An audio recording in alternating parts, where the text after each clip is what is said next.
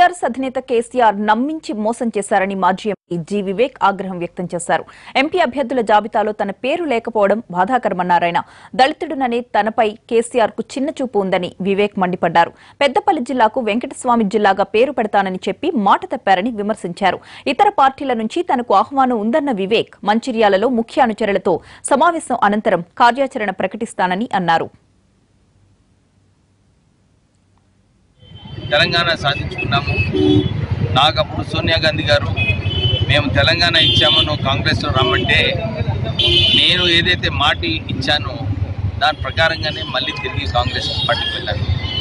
కానీ అప్పుడు చంద్రశేఖరరావు గారు మీరు ఉద్యమంలో ఇంత పనిచేసినారు, మీరు మళ్ళీ తిరిగి రావాలని చెప్పి అప్పుడు నాకు టీఆర్ఎస్ పార్టీలో మళ్ళీ ఆహ్వానించారు. తర్వాత వారే పిలిచి నీకు ప్రోటోకాల్ అవసరము, మొత్తం నియోజకవర్గం పెద్దపల్లి తిరగాలనుకుంటే ఈ advisor to the government position ఇస్తున్నాను, మీరు తీసుకోండి అని చెప్పి అప్పుడు ఇవ్వడం జరిగింది. అది గురించి నిన్న లిస్టులో నా పేరు లేనందువల్ల నేను ఈ అడ్వైజర్ పొజిషన్, ఎందుకంటే ఇప్పుడు అవసరం లేదు ప్రోటోకాల్ అని చెప్పి నేను దానికి రాజీనామా చేయడం జరిగింది. ఏదైతే టీఆర్ఎస్ పార్టీ తరఫున టికెట్ రాలేదో అందరు సపోర్టర్స్తో ఇవాళ చర్చించి అందరు అడుగుతారండి, అందరూ కూడా ప్రెషర్ పెట్టి ఇక్కడ రండి అక్కడ రండి పార్టీలో జాయిన్ కమ్మని చాలామంది అడుగుతుంటారు.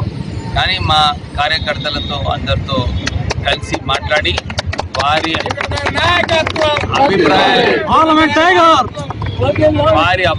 తీసుకున్న తర్వాత పెద్దపల్లి మాజీ ఎంపీ వివేక్ పై చెన్నూరు ఎమ్మెల్యే బాల్క సుమన్ ఆగ్రహం వ్యక్తం చేశారు. అసెంబ్లీ ఎన్నికల సమయంలోనూ పార్టీ అభ్యర్థులను ఓడించే ప్రయత్నం చేశారని, అందుకే పార్టీ సరైన నిర్ణయమే తీసుకుందని అన్నారాయన.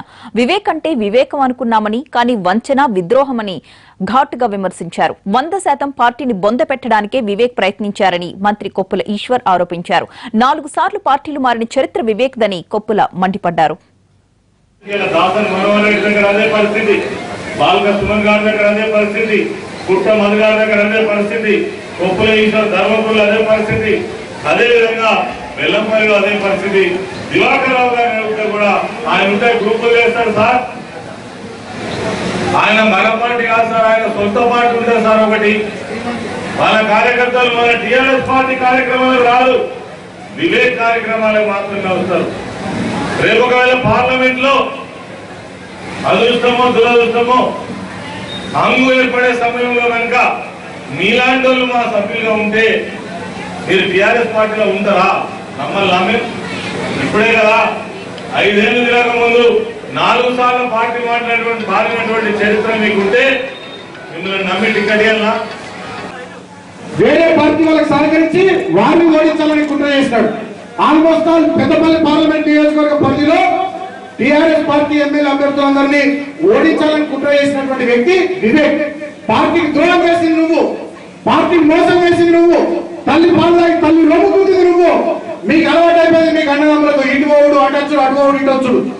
ఒక స్టెబిలిటీ లేదు, ఒక కన్సిస్టెన్సీ లేదు, నాయకత్వం అంటే గౌరవం లేదు, విలువ లేదు. డబ్బులు లేనటువంటి అహంకారంతో మీ ఇష్టారీతిన మీరు రాజ్యం చేసుకుంటూ పోయినారు పెద్దపల్లి పార్లమెంట్ పరిధిలో. మీ ఆటలు చెల్లవు, మీ ఆటలు సాగవు.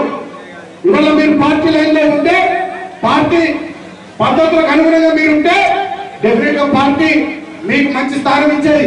పార్టీ అభ్యర్థులందరూ నొడగొట్టి పార్టీ అభ్యర్థులందరూ దెబ్బతీయాలని కుట్ర చేసినటువంటి నువ్వుతున్నా నీ ఆటలు కనిపెట్టి నీకు టికెట్ ఇయ్యని పార్టీ ద్రోహ ఇవాళ పెద్దపల్లి పార్లమెంట్ నియోజకవర్గ ప్రజలు రాబోయే ఎన్నికల్లో తెలుస్తారు.